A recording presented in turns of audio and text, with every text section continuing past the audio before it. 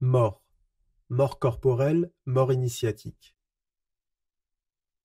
La mort au sens physique, c'est-à-dire la mort corporelle, ne représente pas forcément un changement d'état, mais peut ne représenter qu'un simple changement de modalité à l'intérieur d'un même état d'existence individuelle. C'est une mort reçue, subie, qui n'est en fait que le fruit naturel d'un vieillissement ou d'un arrêt brutal de l'existence, sans que pour autant le niveau spirituel de l'individu en soit modifié.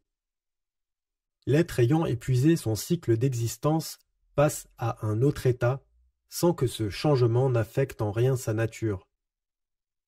Guénon nous dit « La mort corporelle ne saurait rien changer au niveau spirituel où les hommes se trouvent au moment où elle survient. » C'est bien une étrange illusion d'imaginer en effet que la mort va procurer des qualités intellectuelles ou spirituelles qui faisaient défaut du vivant de la personne. La mort corporelle agit pour le plus grand nombre comme un simple retour à l'origine première, sans interférence qualitative sur l'être même de celui qui en est affecté. L'homme, à l'état naturel, est sous la domination de la volonté du ciel. Il n'est maître de rien. Il demeure sous le poids d'une loi d'airain dont il ne contrôle aucun élément, une sorte de cycle de la nécessité, brutal et catégorique. Guénon cite à ce sujet, pour bien montrer la force de cette détermination, cette phrase pertinente de Madjioy.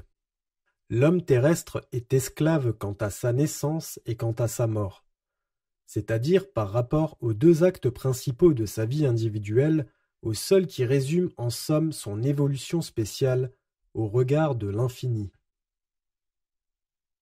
Bien différente à ce titre, comme nous allons le voir, est la mort initiatique qui, elle, va modifier profondément la nature de l'être et le faire accéder à un état incontestablement bien supérieur à sa simple détermination selon la chair, le libérant potentiellement en tout cas de la prison que constitue son cycle de la nécessité par la réception de ce que l'on appelle une nouvelle naissance, une seconde naissance. S'il est affirmé que l'initiation est une seconde naissance, ce qu'elle est en effet, écrit René Guénon, cette seconde naissance implique nécessairement la mort au monde profane et la suit en quelque sorte immédiatement, puisque ce ne sont là, à proprement parler, que les deux faces d'un même changement d'état. Il y a donc bien passage du profane par la mort, et en ce cas par la mort initiatique, lors de ce changement d'état qui conduit le nouvel initié des ténèbres à la lumière par l'abandon du vieil homme. D'ailleurs, très concrètement, le candidat doit effectivement passer par l'obscurité complète avant d'accéder à la vraie lumière, et c'est dans ce passage proprement dit que s'effectue ce qui est désigné comme la descente aux enfers.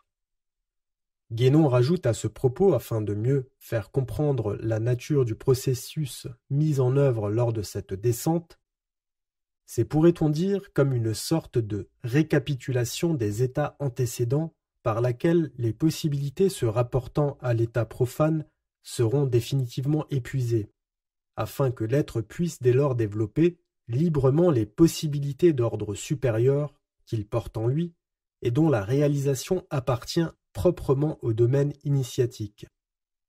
La mort initiatique est donc une forme d'abandon de l'ancienne nature, une authentique rupture d'avec l'existence profane, une seconde naissance, et l'accès au domaine des véritables réalités métaphysiques par la calcination de l'individu profane, d'où l'importance symbolique à ce moment de la couleur noire. La mort initiatique porte le profane de l'existence par la chair à l'existence par l'esprit, en empruntant le chemin du cherchant qui mène par d'étranges et mystérieuses portes de l'obscurité à la lumière et en fait à ce titre, et à partir de la réception de cette dernière pour toujours, un véritable fils de lumière.